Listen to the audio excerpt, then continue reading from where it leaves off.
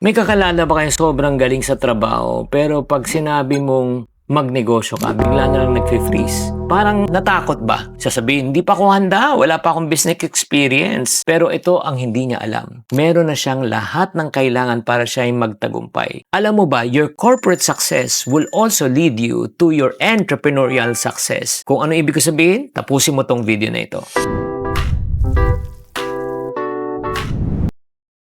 Pag-uusapan natin ang katotohanan na meron pong relation at magkapatid pong buo ang corporate success to your entrepreneurial success. Bakit ko nasabi yun? Kasi ang average na corporate employee ay nagtatrabaho ng 8 to 10 hours every single day. So anong ginagawa niya? Nagli-lead, nagre-research, nagpaplano, nagsusolve ng problema, nagne-negotiate, nagmamanage ng tao, taon-taon, dekada-dekada. At lahat ng mga skills na ito, tinulungan nila ang mga may-ari ng kumpanya na sila ay maging matagumpay.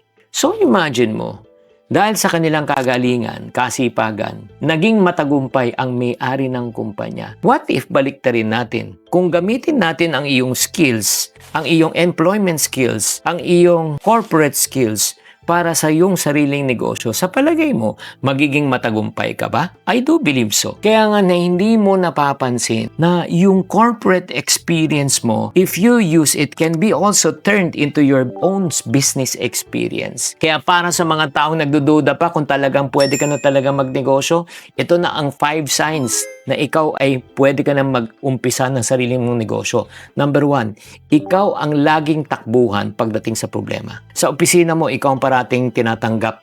Sa opisina mo, ikaw ang paksakan ng problema. Ikaw na rin ang nagsusolve ng problema. Yan hindi basta-basta yan. Ang problem-solving skill, ang isa sa pinaka-rare na qualities ng isang entrepreneur. Sa negosyo, araw-araw problema. Suppliers, customer complaints, cash flow gaps, team conflicts. Kaya kung train ka sa corporate, naku, maniwala ka. No, pwedeng-pwede ka. Kasi alam mo bakit? Ang entrepreneur ay hindi taong walang problema. Siya ang pinakamagaling na mag-solve ng problema.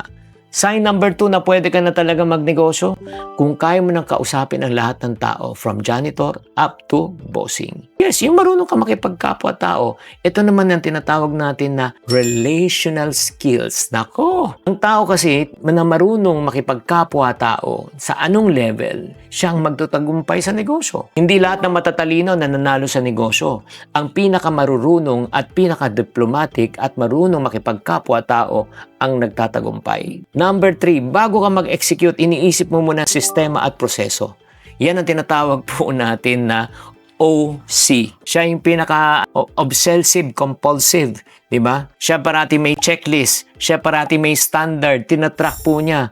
Hindi siya nag-uumpisa pag wala siyang sistema. Ang system thinker ay isang entrepreneur na kayang mag-scale ng business kasi napakahirap mag-scale kung walang sistema, di ba? Tatandaan, hindi hard work lang ang nagpapalaki ng negosyo, kundi ang tamang sistema. Sign number 4 na ikaw ay pwede na maging entrepreneur, naku, marunong ka nang gumawa ng desisyon kahit may pressure. Alam mo, sa corporate world, madalas din talaga, whether you like it or not, nakaka-stress. Diba?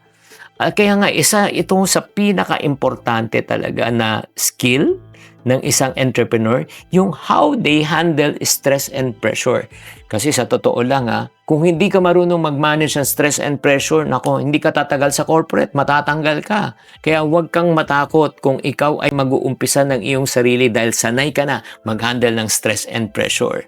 Sign number 5 na ikaw ay ready na magnegosyo, may network ka na at alam mo na kung paano mo gamitin. Katulad na na-interview ko na si Carlo Ople. Sinabi niya nung siya ay nagtatrabaho, hindi naman siya kumikita ng milyon-milyon agad ang kanyang sweldo. Alam mo, ang na-create niya, milyon-milyon na network. Since siya po isang top sa PLDT at maraming pong lumalapit po sa kanya, colleagues, clients, partners, vendors, at lahat yun, naging contact po niya. Nung umalis na siya sa kumpanya, yan po, sila na po ang naging potential customers, investors, mentors, at partner ng kanyang negosyo. Kaya siyang ay naging matagumpay. Pero ito nakakatakot at nakakagulat. Alam niyo bang maraming corporate professionals ang may lahat na ito. They're problem solvers, they're good with people, communicator, system thinker, decision maker, networker, di man marunong makipag-network, pero hindi nagsisimula ng negosyo. Bakit? Marami kasing gusto na mag-umpisa ng negosyo, pero marami rin takot.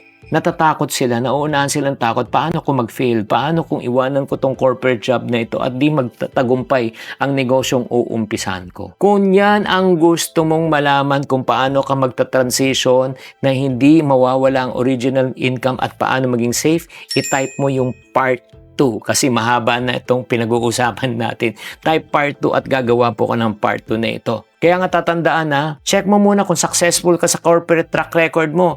Ito ang pinaka-credible na business plan mo. Number 2, magaling ka bang makipag-usap at makipagkapwa-tao? Number 3, system thinker ka ba?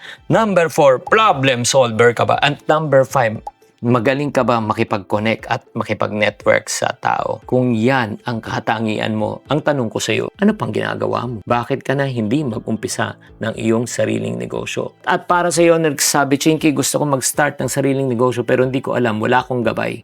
What if I can help you to start your own enterprise in 14 days at gagawin natin yung 14-day Nego Challenge?